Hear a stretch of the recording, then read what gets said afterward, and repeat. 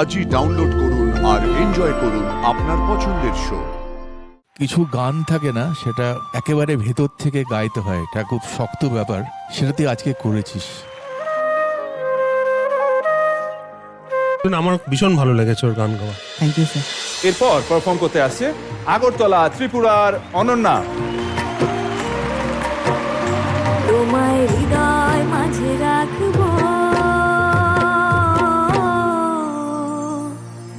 ছেড়ে দেব না।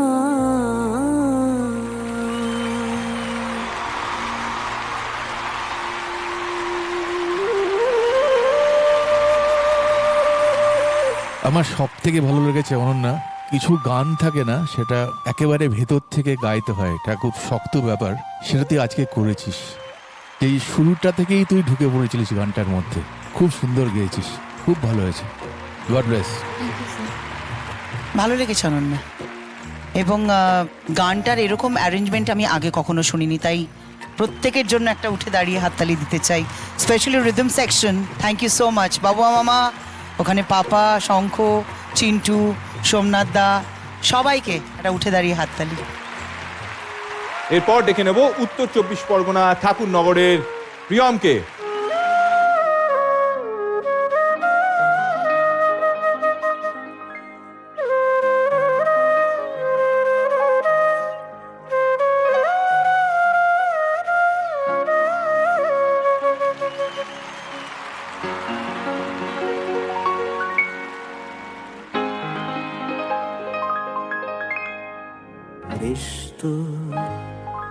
বেশ তো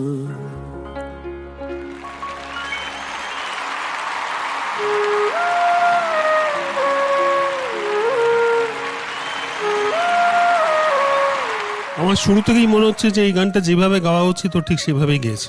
এখানে বিরাট কিছু কালোবাতি করার জায়গাও নেই, এটাকে মিষ্টি করে সুন্দর করে যেভাবে গাইলে ভালো লাগবে ও সেরমভাবেই গেয়েছে। এই জন্য আমার ভীষণ ভালো লেগেছে ওর গান গাওয়া। Thank you sir. খুব ভালো লেগেছে আমার। অতক্ষণ বসেছিল, তারপরে ক্লান্ত শরীরে এসে বেশ ক্লান্তভাবেই গিয়েছে। আমার বেশ লেগেছে বাবা, ভালোই লেগেছে। Thank you ma'am. একটা মজার কথা বলবো। বলো। আমি না হেমন্তদার বাড়ি একদিন গেছি, তার আগের দিন দাদা ফাংশানে এই গানটা গেয়েছে। তারপরে কি হয়েছে, সামনের দুটো দাঁত না নড়ে গেছে। তখন আমি দাদাকে সাহস করে বললাম, দাদা আপনার তো এরকম উচ্চারণ কখনো শুনিনি, ব্যস্ত মনে হচ্ছে। জানিস না আমার দাঁত দুটো নড়ে গেছে, খুব অসুবিধা হচ্ছিল। আমার ওটা খুব মনে পড়ছে এক্ষুনি। যদি আরেকটু কিছু আমাদের সঙ্গে শেয়ার করো আমাদের খুব ভালো লাগবে। নিজে কি সাধারণভাবে লোকের সঙ্গে কথা বলতেন, মিশতেন। আমরা বসে আছি, হঠাৎ একটা ফোন এলো, পরে বুঝলাম যে সুচিত্রা সেন ফোন করেছেন। উনি বললেন কি, ভাই আমার নাম হেমন্ত, একটু আধটু গান টান গাই, ঠিক এরকমভাবে। আমি ভাবছি কি জানি কে ফোন করছে, ওই যে রমা ফোন করেছিল। তবে দাদা আপনি কীরকম করে যেন বললেন, বলে আবার কিভাবে বলবো, আমি হেমন্ত, আমি একটু আধটু গান টান গাই, এই তো বললাম।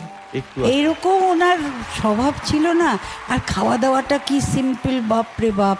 একদিন দেখি দুপুরবেলা আমাকে বললেন যে তুই এসছিস, দুটো ভাত খা আমার সঙ্গে। ওমা দেখি ট্যাংরা মাছের পাতলা ঝোল আর এই দুটো ছোট ছোট মাছ আর একটুখানি ভাত, ওরকম উনি খেতেন।